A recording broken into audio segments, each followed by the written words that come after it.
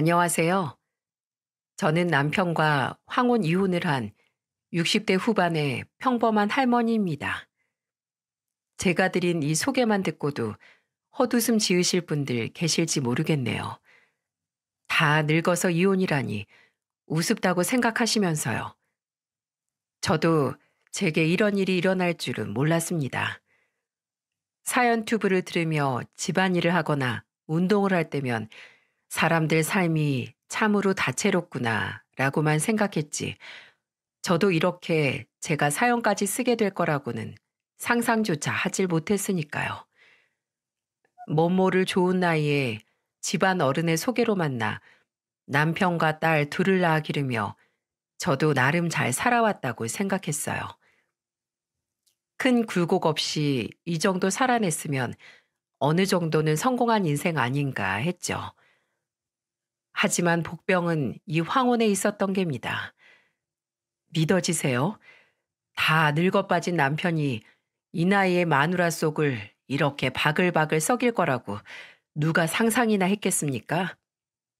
어처구니 없는 제 얘기 좀 들어보세요. 남편은 평생 한 직장에 다니다가 은퇴 후 호젓하게 취미 생활을 즐기고 있었습니다. 평생 가족을 위해 고생했으니 이젠 원하는 거 실컷 하고 살라고 저도 남편을 응원해줬죠. 그러자 한 맺혔던 사람처럼 등산, 낚시, 볼링 할 것 없이 이것저것 정말 많이도 하더군요. 그런가 보다 했습니다. 그런데 이런 사달이 날 줄 누가 알았겠습니까? 정말 믿는 도끼에 발등이 찍혀도 유분수지. 지금 생각해도 피가 거꾸로 솟네요.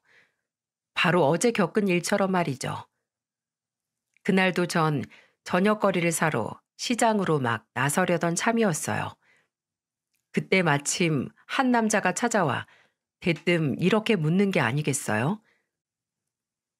여기가 박영수란 놈팽이가 사는 곳이요? 박영수라면 제 남편인데 뉘신데 그러세요? 상대의 목소리가 좋지 않아 제 목소리도 덩달아 퉁명스러워져 있었어요. 혹시 그놈 안 사람 되십니까? 맞습니다만 왜 그러시는데요? 대개 남편 놈이 글쎄 내 마누라랑 바람이 났지 뭡니까? 지금 그놈 어디 있습니까? 네? 어디냐고요? 순간 짚히는 게 있었던 저는 바로 집 안으로 뛰어들어가 낮잠 자고 있는 남편을 사정없이 깨웠어요. 일어나 봐. 지금 낮잠이나 자고 있을 때가 아니라고. 당신 대체 어디서 뭘 하고 돌아다닌 거야? 어? 바람이란 말을 듣는 순간 갑자기 멋을 내고 특별한 이유도 없이 늦게 귀가하던 남편의 모습이 떠올랐거든요.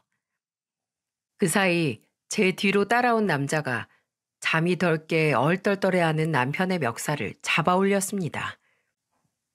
너냐? 내 마누라랑 바람난 놈이? 아이고, 아이고 대체 뉘시오. 그것보다 이거나 좀 놓고 말하시오. 사교 댄스에서 만났다며? 어? 너보다 7살이나 어린 내 마누라랑. 옆에서 듣자 하니 기가 차더군요. 그 남자에게 멱살이 잡힌 채 흔들리면서도 남편은 제 할 말 다 하더군요. 아니, 오해입니다, 오해. 춤추는 게 어쩐지 귀티가 난다면서 날 먼저 꼬신 게 그쪽 마누라란 말이오. 그년이 먼저 날 꼬셨다고요. 아유, 나이답지 않게 옷태가 좋다고 그러질 않나. 코가 오똑하니 옛날 홍콩 배우같이 생겼다고 하면서. 그 남자는 분을 이기지 못하고 남편의 얼굴에 주먹을 날렸습니다. 아, 쉰소린 됐고 이 년놈들 내가 죽이고야 말지, 내가. 남자는 씩씩거리며 그렇게 남편을 계속해서 때렸어요. 얻어맞는 남편 놈을 보니 입술이 다 터지고 내일이면 멍으로 변할 생채기가 여기저기 생긴 것이 꼴이 말이 아니더군요. 저는 일단 그대로 잠자코 보고만 있었습니다.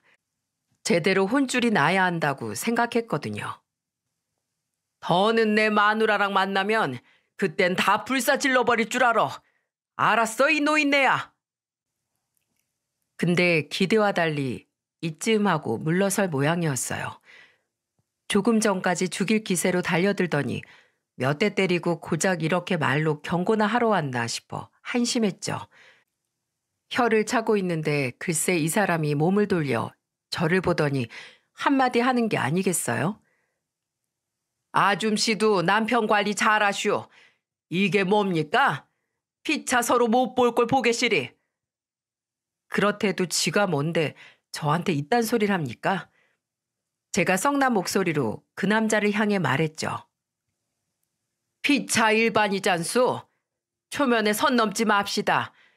그렇게 따지면 아저씨도 마누라 관리 잘못해서 바람나서 이렇게 남의 집에 뛰어온 주제에 지금 누가 누구한테 훈계질할 입장이나 됩니까? 그리고 당신.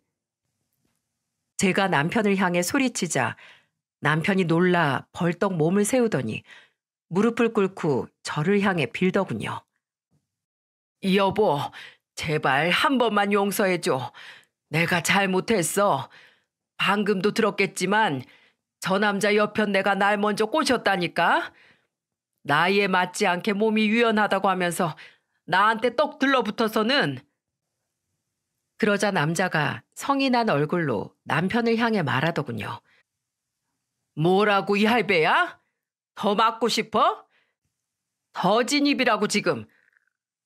그 사이를 비집고 들어가 제가 남편의 얼굴을 내려다보며 말했죠. 허, 듣자 하니 뭐? 사교 댄스? 바람? 고개를 들고 나를 향해 두 손을 모아 비는데 남편의 코에서 코피가 쓱 흐르더군요. 코피. 여보, 나 코피. 꼴 같지 않게 남편이 피를 보이며 제게 불쌍한 척 면상을 들이대는 겁니다. 그 상황에서 제가 꼭지가 돌겠습니까? 안 돌겠습니까? 뭐야 이거? 한쪽밖에 안 나오잖아. 네 놈 한지 생각하면 터져도 쌍코피가 터져야지. 안 그러냐? 라며 제가 남편의 반대편 코를 향해 냅다 싸대기를 갈겼죠. 그러자 놈의 얼굴이 쩍 돌아가더군요. 이건 네가 날 배신한 대가고. 그리고 제가 연이어 남편의 싸대기를 다시 쳤습니다. 이건 우리 애들을 기만한 대가고. 마지막으로 한 번 더 남편 놈의 귀싸대기를 후려갈긴 후 제가 말했죠. 그리고 이건 너 같은 놈을 믿고 한평생 살아온 내 인생에 대한 복수다. 몰랐습니다. 이런 난리를 치르는 사이 딸 자식들이 어느새 집 안으로 들어와 이 모든 광경을 보고 있었다는 것을요. 남편 놈도 딸들을 봤는지 불쌍한 척 애들에게 빌붙으려 하더군요. 정아야, 주아야, 아빠가 미안하다. 내가 다 잘못했어. 제발 엄마 좀 말려다오. 한순간 실수야. 제발. 아이들은 고개를 돌려 그런 제 아빠를 외면했고 저는 남편 놈을 그대로 집에서 쫓아냈습니다. 꺼져. 당장 이 집에서 나가. 그리고 다시는 우리 얼굴 볼 생각이랑 꿈도 꾸지 말고. 그렇게 남편의 엉덩이를 걷어차며 집 밖으로 내몰면서 보니 상간녀의 남편이 아직도 한쪽에 서 있더군요. 저는 그 사람을 향해서도 소리쳤어요. 당신은 왜 여태 거기 서 있는 거요? 난 이렇게 집안 단돌이 했으니 당신 집은 당신이 알아서 하시고 앞으로 피차 볼 일 없을 테니 가시오. 썩 내 집에서 다 꺼지라고. 그렇게 돛대기 시장 같은 이 상황을 정리한 후 앞서 소개한 것처럼 저는 남편과 황혼 이혼을 했답니다. 그 이후로도 한참이 지나도록 남편 놈 생각만 하면 이가 바득바득 갈렸습니다.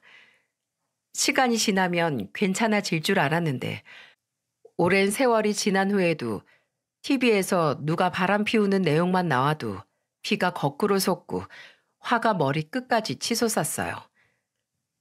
저런 년은 지옥불에 튀겨 죽여야지. 저게 사람이야? 인두껍을 쓰고 인간이 어찌 저럴 수가 있냐고. 소문에 누가 누구랑 붙어 먹었다. 이런 소리만 들려도 아주 싹 다 죽여버리고 싶을 만큼 바람이라는 소리만 나와도 눈에 불이 켜졌습니다. 곁에서 모든 걸 지켜봐서였는지 딸애들이라 그런지 아이들도 제 심정을 이해해 주더라고요. 참 고마운 일이었죠. 하지만 문제는 이런 일을 겪어서인지 애들이 결혼을 안 하려 든다는 것이었습니다. 정말 미치고 팔짝 뛸 노릇이었죠. 하지만 의외로 일은 쉽게 풀렸습니다. 될 일은 노력 없이도 쉽게 되고 안 될 일은 죽어라 노력해도 안 된다더니 정말 큰애 결혼이 꼭 그랬어요. 동네에서 거의 20년 동안 한자리에서 장사하는 식당 여자가 하나 있었거든요. 오고 가며 서로 옷가지며 잡다한 것들을 나눠 쓸 정도로 꽤 친하게 지내고 있었는데 어느 날엔가 그 집에 가 제가 푸념을 했네요. 우리 딸애는 결혼할 생각이 아예 없나 봐. 남자한테 도통 관심이 없는 건지 원. 지 아빠한테서 그런 더러운 꼴을 봐서 그런가 싶어 물어보면 그건 또 아니라고 하고 진짜 사람 미치겠다니까. 정아가 올해 39살인가 그렇지? 딱 마지막에 겨우 매달린 30대지 아직은. 식당 여자가 손뼉을 딱 치며 말하더군요. 그럼 마침 딱 들어맞는 집이 하나 있어. 내가 아는 다른 집 아들도 결혼을 안 해서 부모가 고민이 이만저만이 아니거든. 41라던데 키도 훤칠하니 잘생겼어. 나이도 그렇고 내 보기엔 둘이 딱이네 딱이야. 그렇게 해서 그 집 아들이랑 선을 보였는데 둘 다 마음에 든다지 뭡니까? 재고 따지고 할 것도 없이 속전속결로 보내버렸죠. 둘째야 어차피 타지 나가 따로 살고 있어 그렇다 치고 큰딸은 40 넘어서까지 옆에 끼고 살긴 싫더라고요. 근데 하나 걸리는 게 있었어요. 딸의 시어머니 짤이 되는 사람이 글쎄 상견례 자리에서 이런 소리를 하는 게 아니겠어요? 사돈도 아시다시피 요즘 애들 나이 먹어도 모르는 거 투성이잖아요. 공부만 하고 직장만 다녀 그러니 그게 흉도 아니고. 그래서 말인데 얘들 애 생기기 전까지만 제가 데리고 살면서 살림도 좀 가르치고 적적하지 않게 말동부도 하고 그렇게 지내면 어떨까요? 그래봐야 1, 2년이죠 뭐. 애 생기면 바로 분가시킬 요량이니 그것보다 짧아질 수도 있고요. 요즘 누가 시댁살이를 한답니까? 제가 적절한 말로 거절하려는데 딸애가 나서더군요. 네, 그렇게 할게요 어머님. 본인이 나서서 그렇게 하겠다고 설레발치는데 아무리 엄마라도 그 자리에서 반기를 들긴 좀 어려웠어요. 지금 둘 사이가 워낙 좋으니 딸애로서는 걱정이 없었겠지만 어미로서는 좀 염려가 되더군요. 저는 딸애에게 신신당부했죠. 뭐든 좋으니 언제든 속상한 일 생기면 이 엄마한테 가장 먼저 말하라고요. 그렇게 철석같이 약속하고 저는 큰애를 후딱 치웠답니다. 결혼하고 나서 한동안은 딸애의 콧노래가 멈추질 않더군요. 이렇게 좋은 결혼 왜 진작 안 했는지 후회된다면서요. 다행이다 싶었습니다. 회사에 다녀와 시모가 차려준 저녁 먹는 게 미안해서 설거지며 집안일 이것저것 하려고 해도 피곤한데 뭘 자꾸 하려고 하냐며 쉬라고 방에 들여보낸다는 거예요. 시부도 다정하게 대해주고 남편도 자기한테 잘한다며 요즘 같아선 세상 부러울 게 하나도 없다고 웃는 딸의 목소리에 세상 시름이 다 잊힐 정도였지요. 그러다 사돈댁에 큰 호재가 생긴 겁니다. 사위의 조부가 물려줬다는 시골의 허허벌판 땅에 개발 계획이 생기며 쓸모없던 땅이 큰 값으로 올랐다는 거예요. 딸애도 너무 좋아하더군요. 이것을 계기로 앞으로 일이 어떻게 틀어지게 될 줄은 꿈에도 상상하지 못하고서 말이에요. 세상에 이때부터 딸의 시모가 돈을 믿고 기고만장해지기 시작한 겁니다. 돈이 생기자마자 그 여자가 한 일은 국산 고급 세단을 한 대 뽑은 거였대요.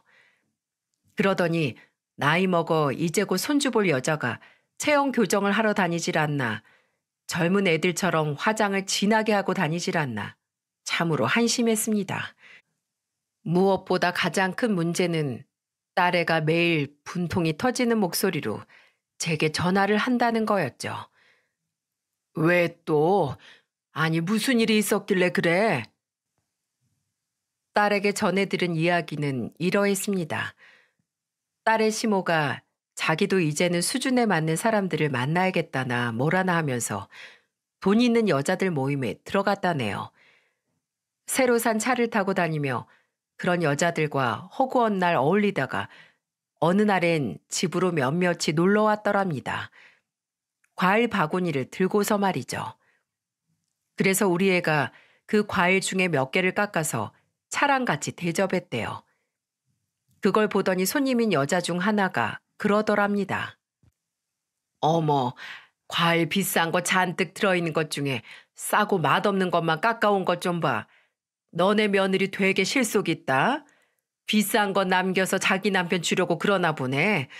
아주 금실 좋다. 금실 좋아. 이 소리를 들은 딸애는 얼굴이 다 화끈거렸다고 했어요. 엄마, 내가 뭐 그러려고 그랬겠어? 편하고 익숙한 거로 깎아 나가느라 그런 거지. 그런데 더 화나는 건 거기다가 시모가 뭐라고 했는 줄 알아? 딸이 제 시모의 목소리 흉내내며 말하더군요. 아유, 너도 참. 애들 금실이 좋은 건 맞는데 제가 그렇게 곰살맞게 머리 쓸 주제는 못 돼. 그저 쥐뿔도 없는 집에서 커서 그런 거니까 오해는 말어. 그러더니 제 딸아이를 부르며 예, 가서 과일 다시 깎아와. 친정에서 네 엄마가 그리 가르치든 손님들 오셨으면 가장 좋은 걸로 내와야지. 이게 무슨 궁상이니 궁상이. 어머님, 무슨 말씀을 그렇게 하세요. 저 공부만 하고 직장만 다녀서 어머니가 저 가르치신다고 끼고 사시는 거잖아요. 제가 못난 짓을 했다면 그건 다 어머니께 배운 거 아니겠어요? 그랬더니 시모가 과일이 꽂혀있던 포크를 들어 제 딸아이에게 던지더랍니다. 잔뜩 성이 난 목소리로 이렇게 말하면서요. 야, 너 지금 어느 안전이라고 따박따박 말댔구야? 과일이나 얼른 다시 깎아와. 없는 집안인 줄은 알았지만 이렇게 천하고 무식하기까지 한 줄은 몰랐다. 사돈한테 전화해서 반품을 하던지 해야지 원. 어머님, 지금이 무슨 조선시대도 아니고 어느 안전이니 천하다느니 이게 다 무슨 말씀이세요? 게다가 제가 무슨 택배예요? 전화해서 반품을 하게? 보아하니 선물로 들고 온 게 아니고 여기서 다 먹으려고 사온 모양이신가 본데 과일은 알아서들 깎아 드세요. 그 길로 쌩하니 집을 나와버렸다네요. 돈 좀 만지게 되더니 사람이 맛이 가도 한참 간 모양이더라고요. 딸애가 그러더군요. 엄마를 욕하다니 시모는 넘지 말아야 할 선을 건드렸다고요. 그 이후로 그 시모와 딸애의 전쟁이 시작됐다고 했습니다. 퇴근해서 피곤한 몸을 이끌고 집에 들어가면 시모가 아무것도 해놓지 않은 채 딸애를 불러 그러더래요. 예, 와서 얼른 저녁 차려. 어머님, 이 시간까지 아무것도 안 해두신 거예요? 내가 저녁을 왜 해야 하니? 나도 엄연히 며느리가 있는데 너도 양심이란 게 좀 있어봐라. 언제까지 계속 내 집에서 내가 해준 밥만 얻어먹을 생각인 거냐? 그럼 비슷한 시간에 퇴근해서 들어온 딸의 남편과 시부가 그 모습을 보며 혀를 내둘렀다고 했어요. 특히 딸의 시부가 제 마누라를 여러 차례 혼쭐 냈다더군요. 당신 정신 나갔어? 새아가도 그렇고 다들 종일 일하고 온 거 안 보여? 집에서 대체 뭘 하기에 이 시간까지 밥도 안 해놓고 있는 건데. 당신 요즘 나사 하나 풀린 사람처럼 돈만 쓰고 돌아다니는데 내가 벼르고 있어? 어디 한번 나한테 제대로 걸리기만 해봐 아주. 그렇게 시모가 딸애를 괴롭히다가 바깥 사돈 사위와 싸우는 일도 잦다고 했어요. 속이 아주 시끄러웠습니다. 이걸 어떻게 요절을 내줄까 고민하던 차에 어느 날엔가 사위가 제게 전화를 걸어 그러더군요. 안녕하세요, 장모님. 잘 지내시죠? 한서방인가? 자네 모친이 내 딸을 없는 집 천한 집안 자식이라며 구박한다는데 내가 어찌 잘 지내겠는가? 그 부분은 정말이지 면목이 없습니다. 저도 그렇고 아버지께서도 따끔하게 말씀하고 계시긴 한데 요즘 저희 어머니가 제정신이 아닌 것 같아요. 저도 모르게 한숨이 나오더군요. 그래, 그건 그렇고 어쩐 일인가? 혹시 오늘 시간 괜찮으신가 해서요. 장모님 모시고 와이프랑 함께 저녁 식사하고 싶어서 전화드렸습니다. 그렇게 해서 셋이 같이 밥을 먹는데 딸애가 그러더군요. 엄마, 오늘 한서방이 엄마 모시고 왜 이렇게 비싼 식당에 온 줄 알아? 왜? 뭐 좋은 일이라도 있니? 얼굴에 미소가 만연한 딸애가 제 남편을 쳐다보자 사위가 제게 감격스러운 목소리로 말하더군요. 어머니, 우리 정아 임신했답니다. 어머, 이런 경사가 정말 잘 됐구나. 정말 잘 됐어. 더는 저희 어머니 문제 때문에 심려치 마세요. 아기까지 들어섰으니 이제 저희 곧 분가할 겁니다. 아버지께서도 장모님께 안부 전해달라고 하시면서 더는 염려하지 마시라고 하셨어요. 이제 집 구해지는 대로 곧 나갈 거니까요. 딸애도 신나서 말했죠. 그래 엄마, 더는 걱정하지 마. 아버님이 다 알아서 해주신다고 했어. 이제 좋은 것만 생각하고 좋은 것만 먹으라며 용돈도 주신 거 있지? 바깥 사돈 사람 좋은 건 알고 있었지만 이렇게까지 마음 써주시는 것에 저는 그만 감동하고 말았습니다.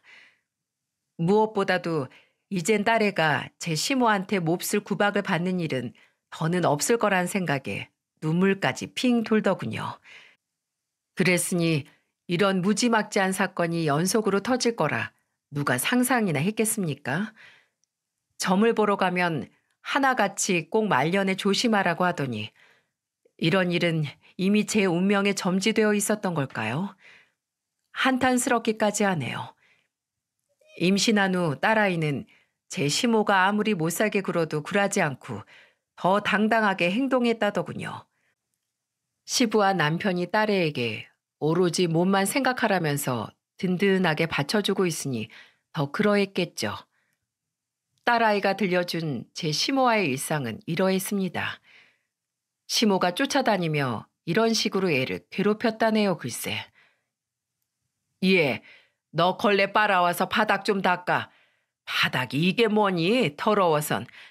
너네 집에선 이러고 산다니? 당장 걸레 빨아와서 닦지 못해? 고래고래 소리를 지르는 시모를 향해 딸애는 조용히 말하곤 했답니다. 뭐라고 하셨어요? 잘 안 들려요, 어머니. 뭐? 안 들려? 이게 아주 이젠 생쇼를 다 하고 앉았네. 젊은 년이 귀라도 먹은 거냐? 네? 뭐라고요?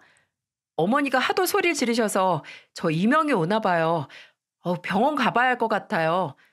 아기한테 영양 없이 치료가 되어야 할 텐데 걱정이네요. 그럼 저 병원 다녀올게요. 번번이 이런 식이었다고 해요. 이제 곧 집 구해서 살림살이만 갖춰지면 분가할 예정이니까 저와 사위 그리고 시부까지 딸애에게 조금만 버티라고 했습니다. 어차피 직장에 다니는 애니 제 시모와 둘이 있을 일도 거의 없었으니까요. 돌이켜 생각해보면 이게 잘못이었던 것 같아요. 어미로서 이렇듯 가슴 칠 일이 생길 줄 알았다면 그대로 애를 두지 말 걸 후회로 가슴이 미어집니다. 우리 모두 그렇게 방심하는 사이 제 딸아이는 제 시모에게 세상이 뒤집힐 만한 큰일을 당하고야 말았으니까요. 그 전에 저 역시 한 가지 이야기를 듣게 됐죠. 그 천인 공노할 일이 뭐였는지 그것부터 먼저 말씀드리는 게 낫겠네요. 그날도 여느 날과 같이 시장을 보고 집으로 가는 길에 딸애와 사위를 이어준 여자가 하는 그 식당에 들렀습니다. 참새가 방앗간을 그냥 지나치지 않듯 식당에 들러 장 본 걸 조금씩 나눠주기도 하고 커피를 마시기도 하면서 이런저런 얘기를 나누는 게 일상이었거든요. 일신상의 얘기를 하다 말고 식당 여자가 갑자기 생각났다는 듯 방정을 떨며 그러더군요. 아, 맞다. 빅뉴스, 빅뉴스. 자기네 사돈댁 있잖아. 갑자기 개발이네 뭐네 해서 돈벼락 맞고 나서 모가지에 깁스하고 다니던 그 안사돈. 그 여자 얘기 들었어? 또 무슨 얘기? 그 여자 여기저기 있는 사람들 쫓아 모임 들어갔다더니 골프도 시작했었다대. 이 얘긴 이미 딸에게 들어 알고 있었던 터라 대수롭지 않게 고개를 끄덕였습니다. 근데 그 골프 모임에서 만난 옆 동네 김씨 아저씨하고 바람이 났다는 거야. 자기 그거 알아? 몰라. 둘이 바람 났대. 지금 소문이 쫙 다 났다니까. 남들 눈 피해서 같이 다니는 거 봤다는 사람이 숱해요. 그년이 지금 뭐가 어떻다고? 저는 자리에서 벌떡 일어서며 욕짓거리를 뱉어냈죠. 처음에 말씀드렸다시피 전 바람이라는 소리만 들으면 자다가도 벌떡 일어나는 사람이었으니까요. 그런데 다른 사람도 아닌 제 딸의 시모가 제 안사돈이 바람이라뇨? 저는 그 후로 며칠 동안 안사돈의 뒤를 캐기 시작했어요. 소문이 사실인지 제 눈으로 확인해야 했으니까요. 그렇게 3일 동안 몰래 안사돈을 따라다녔습니다. 그리고 확실히 알게 됐죠. 그 여자가 바람이 나도 100번, 1000번 확실히 났다는 것을요. 분노로 온몸을 떨며 이걸 어떻게 뒤집어 엎을까 고민하고 있을 때 딸애한테서 전화가 오더군요. 저는 반가운 마음으로 전화를 받았어요. 그런 여자와 한순간도 더 같이 있게 하고 싶지 않아 오늘부터라도 당장 한서방이랑 우리 집에 와 있으라고 할 작정으로요. 정하니? 안 그래도 전화하려고 했다. 당장 짐 싸서. 그런데 이게 웬걸? 갑자기 저에게 전화한 딸애가 울며 하소연하는 겁니다. 엄마, 나 죽을 것 같아. 어떡해? 왜? 무슨 일인데 그래, 정아야? 엄마, 나 유산된 거면 어떻게 하지? 우리 애기 잘못됐으면 나 진짜 어떡해, 엄마. 이게 무슨 소리야? 너 지금 어딘데? 말해봐. 지금 당장 엄마가 그쪽으로 갈게. 그랬더니 사위가 제 전화를 받더니 지금 병원에 가고 있다는 겁니다. 너무 놀란 저는 바로 택시를 타고 병원까지 한달음에 달려갔습니다. 도착해 보니 딸애가 침대에 누워 링게를 맞고 있더군요. 대체 이게 무슨 일이야? 오셨어요, 장모님? 제게 인사한 사위가 딸애에게 말했어요. 여보, 잠깐 혼자 있을 수 있겠어? 장모님이랑 얘기 좀 하고 올게. 딸애가 힘이 다 빠진 목소리로 그러더군요. 그냥 여기서 해. 안 돼. 당신 겨우 안정됐는데 멀리 안 가. 바로 문 앞 의자에 앉아서 장모님이랑 잠깐만 얘기하고 올게. 알았지? 사위가 딸의 이마에 입을 맞추자 딸애가 알았다며 고개를 끄덕이더군요. 밖에 오래 있지 말고 얼른 들어와. 알았어. 편히 한숨 자고 있어. 앞으로 당신 내가 지킬 거니까 불안해하지 말고. 특히 엄만 절대 저 문 못 넘어올 거니까 아무 걱정 마. 말을 마친 사위가 몸을 낮춰 딸애를 꼭 안아주더군요. 둘이 하는 이 대화만으로도 알 수 있었습니다. 뭔지는 몰라도 일 역시 그 여편네가 일으킨 짓이라는 사실을요. 한서방, 무슨 얘긴데 그러나? 그냥 지금 여기서 말하게. 정아 혼자 있기 싫은가 본데. 장모님, 바로 문 앞에서 말씀드리겠습니다. 겨우 진정시킨 건데 정아가 제 얘기 듣고 다시 흥분하거나 울면 안 돼서요. 제가 정아에게 가 말했어요. 딸, 엄마 이 앞에 바로 있을 거야. 한서방 하는 얘기 바로 문 앞에 서서 문 지키면서 들을 거니까 편히 한숨 자고 있어. 여기 이렇게 든든한 네 남편도 있고 널 위해서라면 대신 죽어줄 수 있는 네 엄마도 있으니까. 알았지? 제 말에 딸애가 눈물을 흘리며 알았다고 하더군요. 그러자 사위가 딸의 눈물을 닦아주며 달랬어요. 뚝, 우리 여보 그만 울어요. 어? 이러다가 눈 짓무르겠다. 자꾸 이러면 울보하게 태어난다? 그제야 저는 한시름 놓을 수 있었어요. 아기가 잘못된 줄로만 알았거든요. 순간 다리에 힘이 풀려 침대 난간을 잡지 않았다면 그대로 주저앉을 뻔했지 뭡니까? 사위의 밉지 않은 타박에 딸애가 피식 웃으며 알았다더군요. 우린 그렇게 한참이나 정아를 안심시킨 후 밖으로 나왔어요. 저는 딸애한테 말한 것처럼 정말 문 앞에 딱 지키고 서서 말했습니다. 그래, 무슨 일인지 어서 얘기해 보게. 그러자 사위가 그 자리에서 무릎을 꿇더니 제게 비는 게 아니겠어요? 죄송합니다, 장모님. 다 제가 못난 탓이에요. 정아 임신한 거 알았을 때 임시로 원룸이라도 구해서 둘이 나갔어야 했는데 이미 벌어진 일이니 그런 얘긴 그만두고 어여 전후 사정이나 말해보게. 사위를 통해 들은 얘기를 여기에 옮겨볼게요. 당시의 상황을 생각하면 지금도 손이 떨리고 머리가 쭈뼛쭈뼛 솟습니다만 그나마 다행이었죠. 이때 일이 잘못됐더라면 저는 앞서처럼 저를 할머니라고 소개할 수도 없었을 테니까요. 안 그래도 오늘은 사위와 딸이 이 병원 산부인과로 함께 정기 검진 받으러 오려고 했던 날이었다더군요. 노산이니만큼 고위험 산모라 대학병원에서 진료를 받고 있었다는 건 저도 이미 알고 있었고요. 담당 교수님 스케줄 때문에 병원 예약 시간이 조금 애매해서 딸아이는 오전 반차를 냈고 사위는 일단 출근했다가 얼른 미팅 끝내놓고 집에 들러 딸애를 태운 후 함께 병원에 오려고 했었대요. 장모님, 가족들은 모르고 있었는데 저희 엄마가 1,000만 원을 현금으로 뽑아서 가지고 계셨더라고요. 그 큰 돈을 왜? 설마 바람난 남자한테 주려고 한 건가 싶은 생각이 들었지만 그 말은 입 밖으로 꺼내지 않았어요. 금을 사려고 하셨대요. 금? 갑자기 웬 금? 그래서 그 돈이랑 우리 애가 저렇게 누워있는 거랑 대체 무슨 상관이라는 건가? 그 이후의 이야기는 사위가 한 얘기와 딸에게서 전해들은 이야기를 섞어서 적은 것이니 감안해서 들어주시길 바랍니다. 사위와 이야기를 나눌수록 알겠더군요.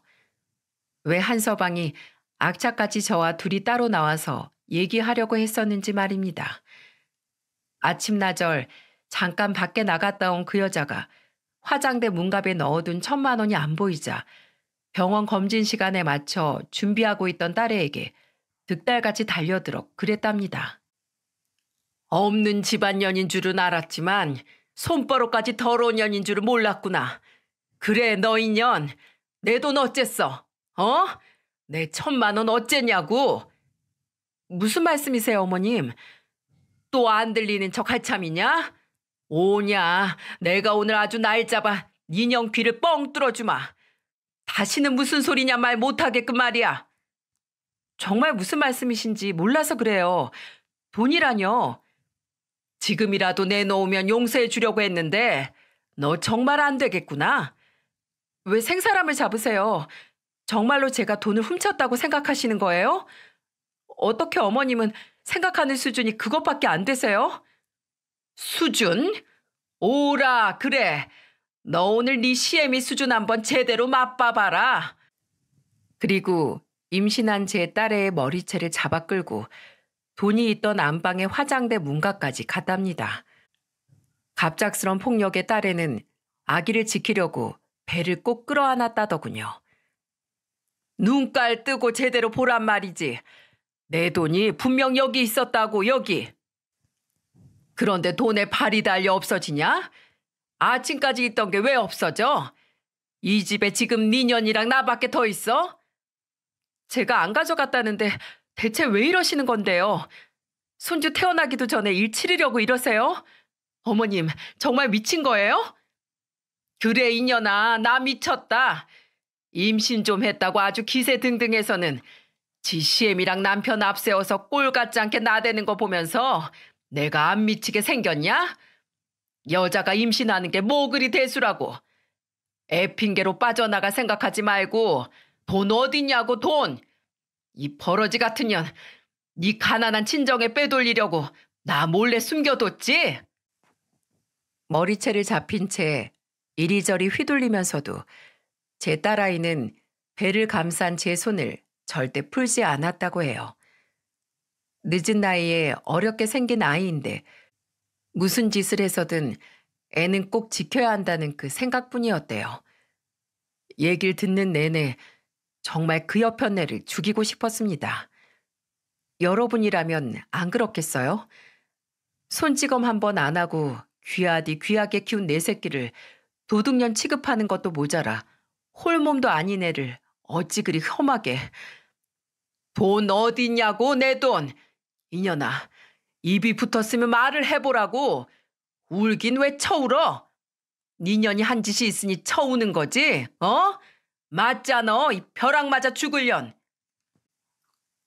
그 여자가 며느리 머리채를 잡고 그렇게 한참을 실랑이 하다 전화에도 받지 않고 시간이 됐는데도 내려오지 않는 딸아이를 찾아 집으로 올라온 제 아들과 딱 마주쳤다고 하더군요.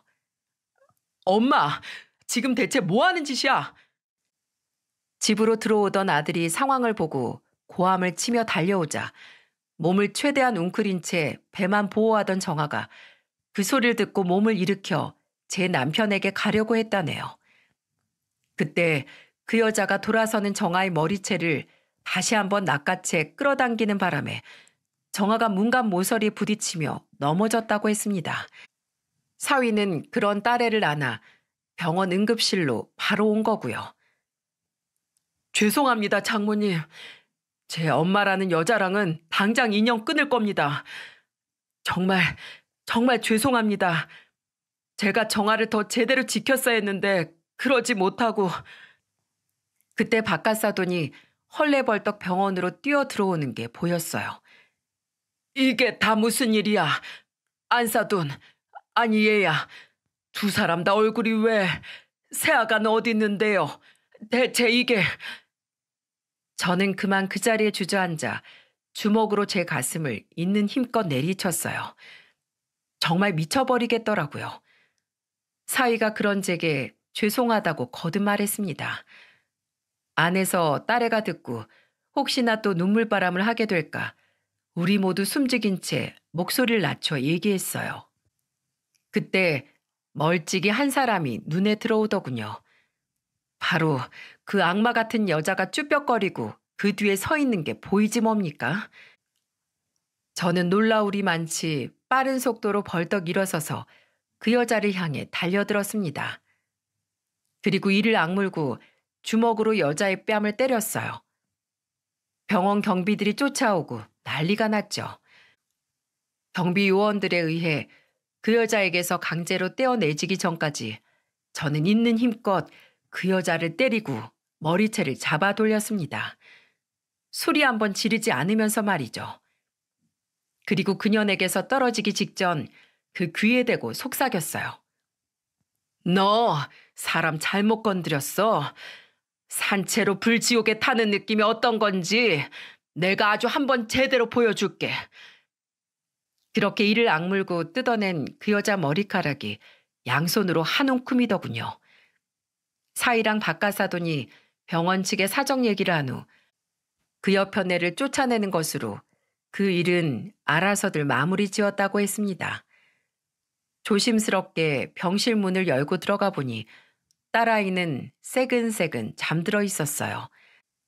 소리를 내지 않으려 했다곤 하나 소라는 피할 수 없었는데도 정신적으로 너무 고단했던 거겠죠. 문 밖에서 그 난리가 났는데도 이렇게 곤히 잠들 정도로요. 그 모습을 보며 결심했답니다. 설령 나까지 지옥불에 튀겨지는 한이 있더라도 그 여자를 절대 가만두지 않겠다고 말이에요.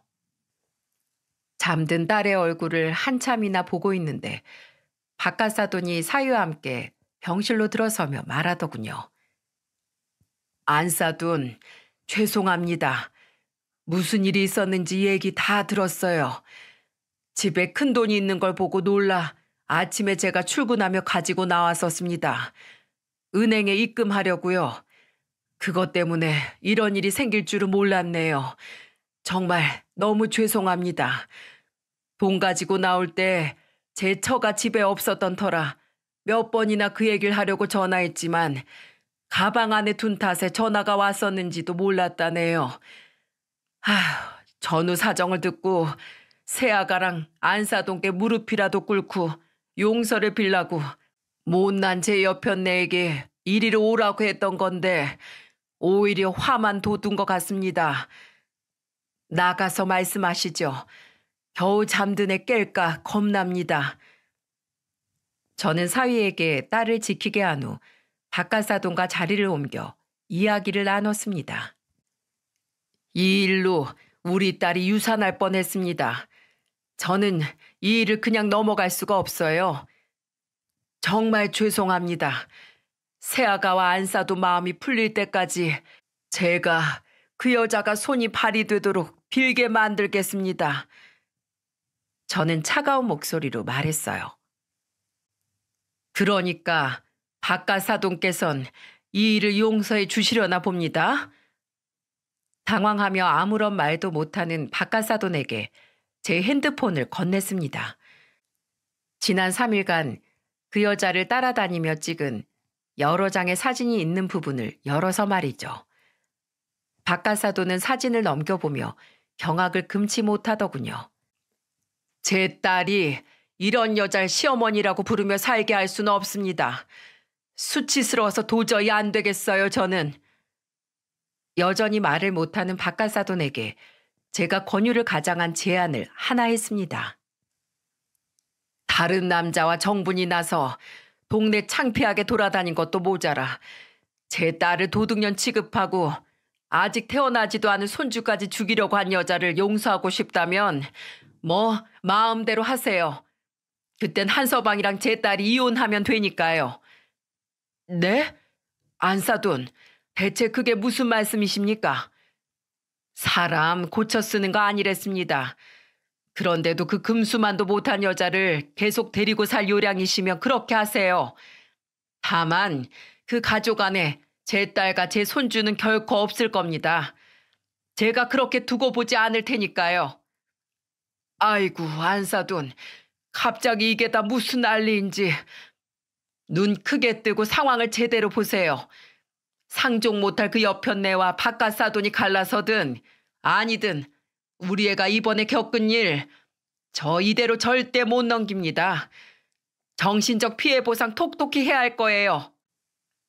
이제 그만 자리를 털고 일어서려고 여기에 한마디를 덧붙였죠. 저도 저지만 바깥사돈도 참으로 딱하십니다.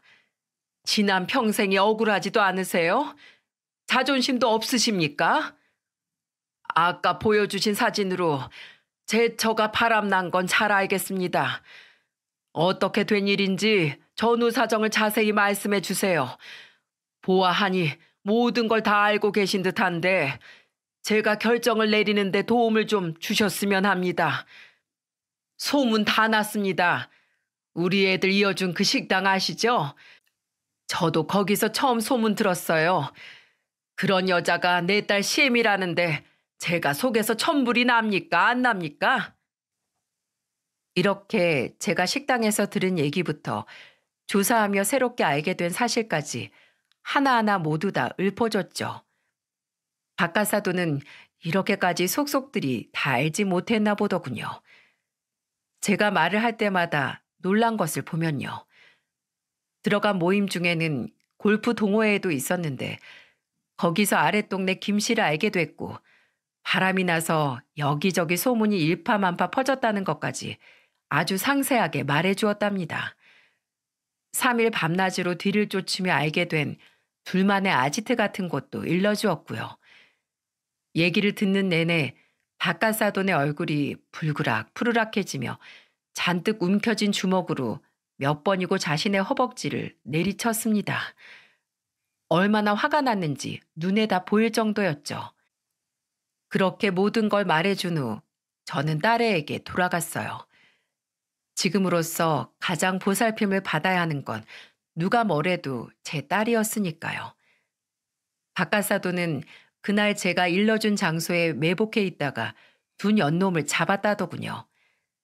식당 여자에게 듣기론 그 점잖은 양반이 얼마나 화가 났으면 자기 마누라뿐 아니라 아랫마을 김씨까지 아주 개패듯이 패줬다고 했습니다. 물론 김씨네 집도 이 일을 알게 되어 쑥대밭이 되었고요.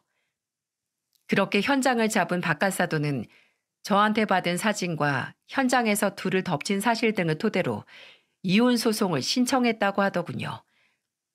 제게 들은 내용이 모두 다 진실이라는 걸 알게 된 바깥사돈은 법이든 뭐든 일사천리로 일을 끝냈다고 하더군요. 그래서 결국 어떻게 됐는 줄 아시나요? 그 여자 탈탈 털려 집에서 쫓겨났답니다. 그렇게 뽐내던 차며 금부치할 거 없이 몽땅 털려서요. 산 세월이 있으니 재산 분할은 좀 받은 것 같습니다만 그것마저 제 딸아이한테 위자료로 주고 아주 개털이 됐죠. 분가를 준비 중이던 딸과 사위는 새로 분양받은 아파트에서 바깥 사돈을 모시고 함께 살기로 했다더군요. 딸의 말이 아버님같이 어진 분과 같이 아이를 키우면 그저 보고 배우는 것만으로도 아이의 인성이 갖춰질 것 같다면서요. 저는 잘했다고 했습니다. 이 모든 일을 겪으며 바깥사돈이 보기 드물게 현명하고 강단 있으며 성품까지 좋은 분이라는 걸 확실히 알게 됐으니까요. 그 일이 있고 한참 뒤인 지난 12월 딸아이는 무사히 아기를 출산해 우리에게 떡두꺼비 같은 손주를 안겨주었답니다.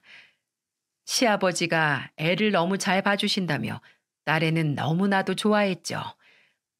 벌레만도 못한 그 여자가 없어진 후 이렇듯 우리 두 집안엔 모두 평화가 찾아왔답니다.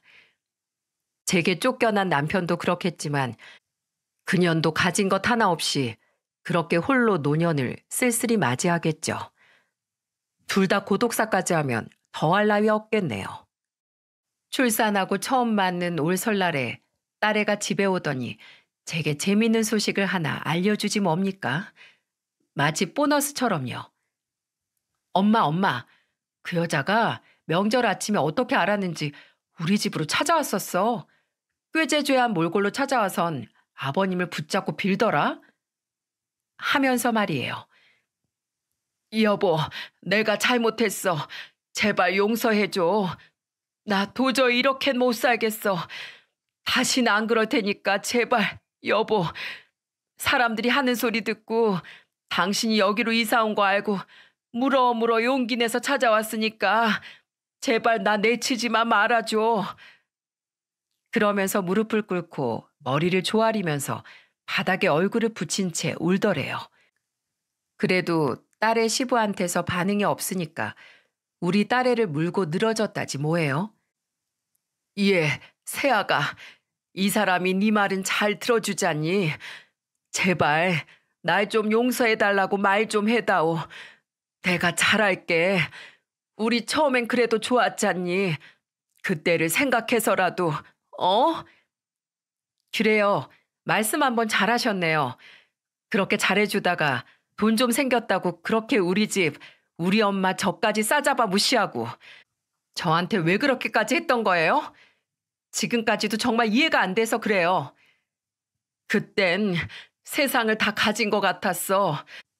다들 내 앞에서 설설 기어야 한다고 생각했는데 돈이란 게 사실 무서운 건데 네가 그러질 않으니까 게다가 남편도 아들도 네 편만 들고 내가 그러고 보니 아이고 예뻐라. 얘가 내 손주니? 그때 사위가 제 어미 앞으로 끼어들었다고 합디다. 누가 누구 손주라는 거예요? 애를 죽이려던 사람이 지금 무슨 염치로 그런 소리 합니까? 내가 그래도 할미인데. 그때 딸의 시부가 호통을 치며 그랬다네요. 꺼져! 내 손주는 벌레만도 못한 너 같은 할미 둔 적 없으니까 당장 꺼지라고. 한 짓이 있는데 우연히 여기를 알게 됐더라도 모른 척 죽은 듯 살아야 맞지. 여기가 어디라고 감히 찾아오길. 경찰에 신고해서 접근 금지 명령이라도 받아줘야 더는 그 더러운 면상 안 뒤밀겠어? 참 웃기죠? 이제와 뭘 어쩌겠다고 찾아와 구질구질하게 구는 건지 원. 딸이 제게 웃으며 이야기를 하는데 마음이 놓이더군요. 혹시라도 딸의 마음에 상처가 남아있을까봐 걱정했거든요. 시아버지를 모시기로 하고 근방에서 가장 최근에 지어진 번듯하고 널찍한 아파트로 들어간 딸에는 신혼 초에 그랬듯 지금도 행복하다는 말을 입에 달고 삽니다. 콧노래가 저절로 나오나 보더라고요.